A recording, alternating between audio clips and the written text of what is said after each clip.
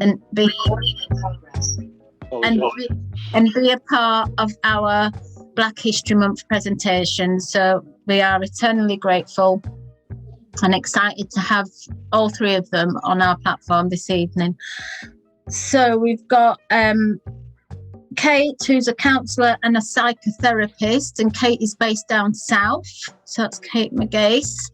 Thank you, Kate. And then we've got Cashin, who is also based down south, works in the West Midlands, and he is a mental service developer. And then we have Adriana, and she's based down south, and she's a couples and individual therapist and a relate counsellor, and she's a focusing therapist as well. So so we're going to have each one do a 10-minute presentation to be able to explain a bit about what they do, how it benefits people from our community, and then we'll have a quick short question Q&A after each speaker relating to what that speaker spoke about, and then at the end of everybody doing their presentations, we're going to open it all up so that it's a Q&A for all the panelists at the end. So if that's okay. Yep. And then just to add, if you've got any questions, feel free to write them in the chat or write them down, and we'll pick those up as best we can during and the main discussion afterwards. Thanks, yeah, no problem. So okay, we're going to kick it off with Kate. She's going to make a start. So Kate, if you'd like to take the platform. Hello everybody, it's really good to see you. So my name is Kate Megase, and it's a privilege to be here this evening. So I think what I would like to do is just start off some facts and figures. So I did some research, and according to Mind, 50% of people of colour don't seek help because they don't want to be a burden on other people. And it also shows that 80% state that, you know, they enjoy helping other people because it makes them feel better. And I guess the first thing is that it's good to help other people, but we're no good to others if we're not good to ourselves. So if we want to give the best to others, we certainly have to start from ourselves, if that makes sense. And also, there's many factors in terms of why we don't seek help as Black people or people of colour. And the reason for that, well, there are many reasons, and I'm going to sort of talk through some of the reasons, is because we're taught to be strong. And you have to appreciate that we are emotionally wired, and sometimes in life we don't feel strong, you know, and there's nothing wrong with not feeling strong. And I guess culturally as well, we've been taught that, you know, you have to just get on with it, you know, you have to be strong. And the reality is that it's important that we are honest with ourselves to recognize that sometimes we don't feel strong, and the importance of seeking help, you know, maybe talking to friends or talking to families in terms of whatever it is that's bothering us. And also, culturally, we don't really speak. So I'm from Ghana, I'm from Africa, you know, so I know that we have different cultures on the platform. So I'm going to talk about, like, culturally how we are raised, whether we are from the Caribbean or from, I'm not saying everybody, but it's quite evident that, you know, culturally we're sort of taught not to, or culturally we don't talk about emotions. You know, nobody really talks about emotions during our upbringing. And as a result of that, when things are bothering us emotionally, we don't speak, you know, to other people about it, or we don't want to seek help because it's like, okay, we don't do emotions. But how we are as individuals, we're like, or the best analogy that I like to give is like if you have a fuse box. If you have a fuse box within your home and the fuse box is faulty, all the electrical appliances won't work. So equally, if we don't connect with our emotions is equivalent to the electricity, then we won't be able to function to our full potential. You know, so it's really, really important that we learn to talk about our feelings and talk about our emotions, because we are emotional beings. So that's really, really important. Another factor why we don't seek help is because sometimes we have, I guess, issues with being vulnerable. We don't want to be seen as weak, or sometimes people associate vulnerability as a weakness. vulnerability is actually a strength, because when we're vulnerable, it helps us to love, it helps us to have a sense of belonging. So the one thing that we all have in common on this platform is that we all want that sense of belonging, we all want to be loved. And when we're vulnerable, it helps us to recognize that we need help, it helps us to recognize that we need to talk to someone. So being vulnerable helps us, more importantly, to love and receive love. So I know that sometimes culturally it's like, okay, we're told that, okay, it's not good to be vulnerable, or vulnerability is a weakness, but vulnerability is actually a strength, because when you're vulnerable, it helps you to grow emotionally. So for example, if you have a tree, I love using analogies, by the way.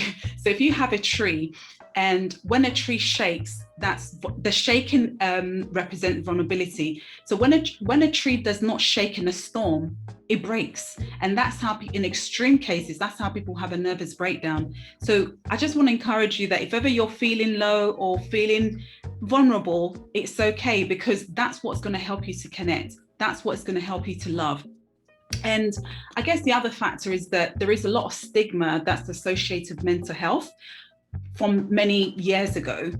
Thank God it's got better. It's got a lot better, because there's a lot of mental health awareness days, and there's a lot of things that's going on to raise awareness for mental health. So I guess in the past, mental health can be seen as, maybe if someone has mental health issues, can be seen as maybe they're crazy, or sometimes even it's a spiritual thing and so forth. But you got to appreciate that if somebody has a headache, what they're going to do, they're likely to go to the GP. If they have issues with their teeth, they're going to go to the dentist. So equally, when there's things that's bothering us emotionally, then we have to seek help to address that, So it's just really good to recognize that, with the stigma that was placed many years ago, it's got better. So it's very, very important to really speak out, not to feel alone.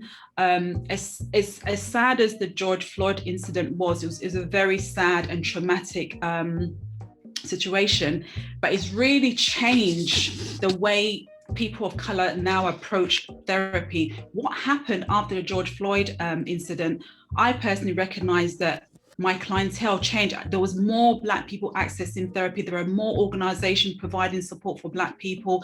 So it just goes to show that as a community, we just keep a lot of things in for so long. We don't want to bother people, or we think it's so trivial. It's really, really important that we speak out. So I guess I'm going to go through some self-care benefits. So firstly, when you say the word self-care, people think, when you're talking about self-care, it's selfish. Self-care is not selfish, it's self-nurturing.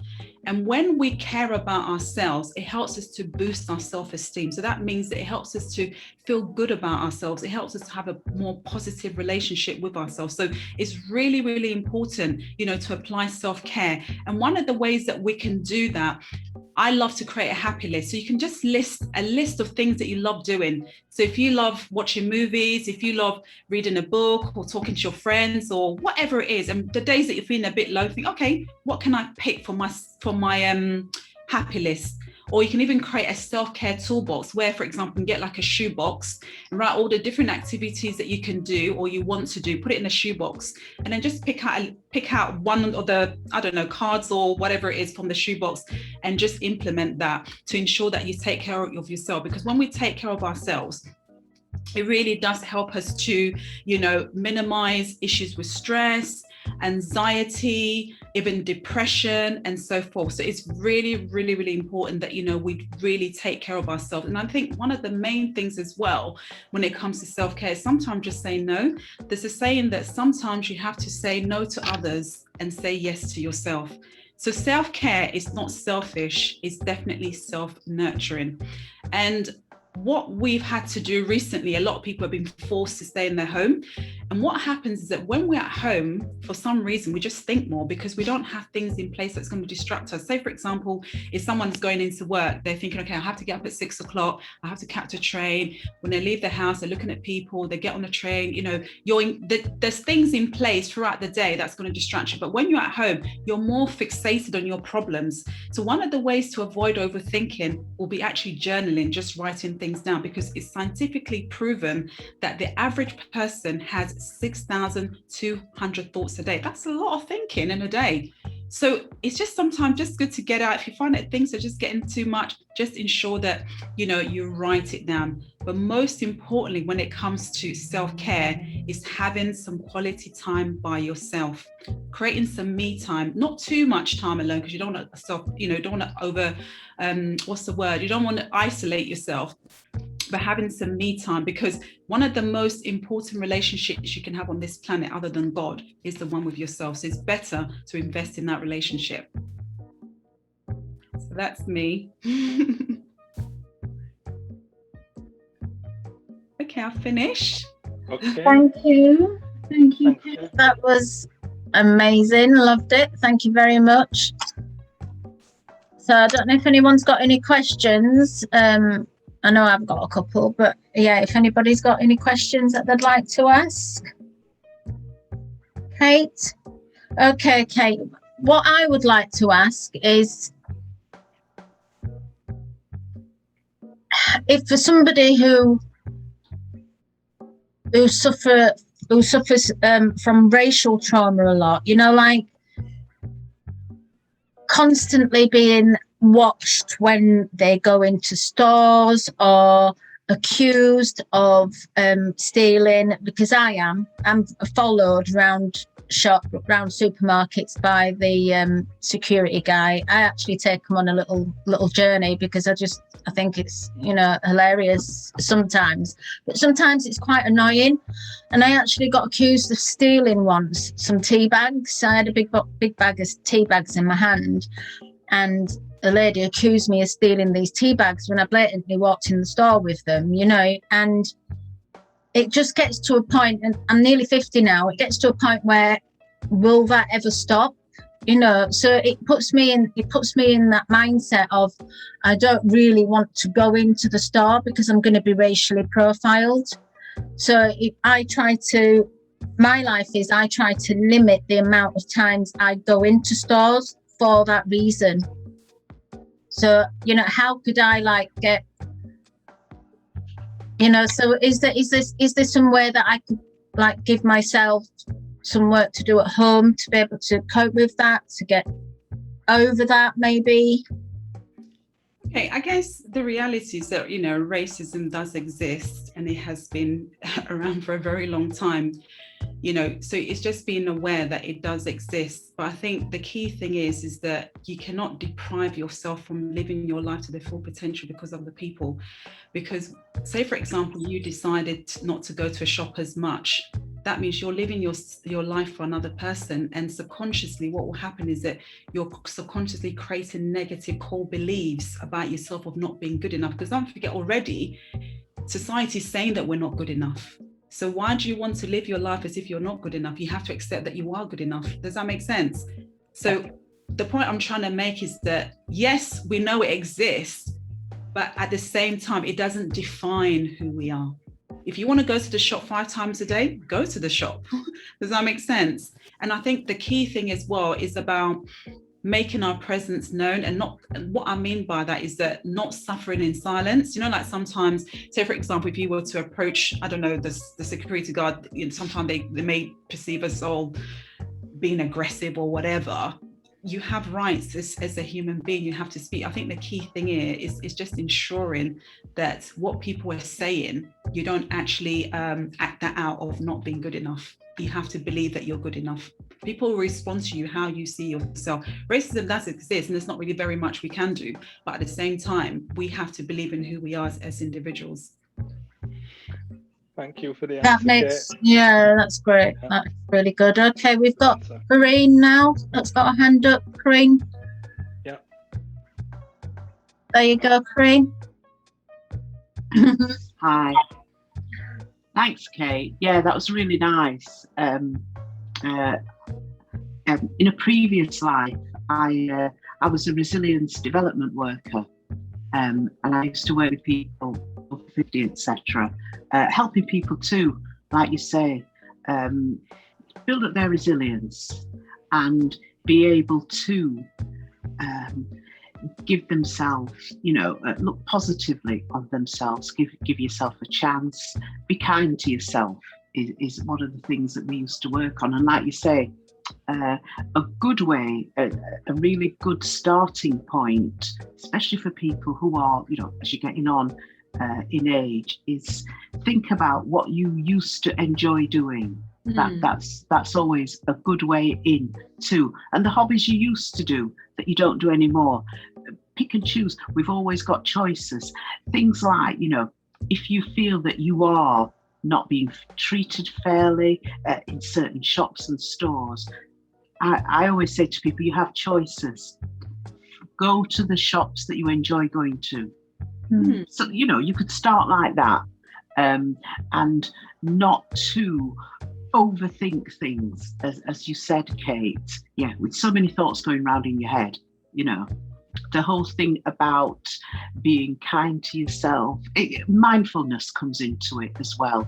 Doing things that you like for yourselves, and sometimes it's sharing them with other people as well, which is also a good way into things like we used to do something where we would help people to create their own playlist.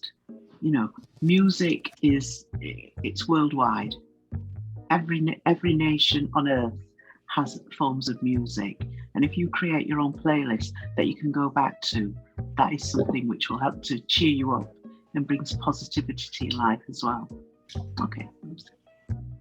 Okay, we've got a quick question in the chat as well from Brother Nat. He said earlier you mentioned that generally, I think he means the community don't seek help. He was wondering if you meant help from the state or just help in general, because people of African descent, we normally seek help from within our family, our own community, grassroots organisations, etc. Yeah, I guess what I was referring to in terms of seeking help when someone has, emotional issues or mental health issues, they just want to just soldier on and get on with it. I think that's what I'm referring to, emotional support. And it could mean, financial help as well, because whatever it is that's going to make a person, whatever it is that could influence a person, to feel low, you just got to make sure that you seek that help, isn't it? And the support that you need to feel better. Yeah. Okay, good stuff. Thank you for that, Kate. Okay, Liz, is it a quick question? Because we're going to move on to the next panelist now. So I can wait to the next panelist. All right, you can wait. Is it a question for Kate though? Because you can ask it now. That's not a problem.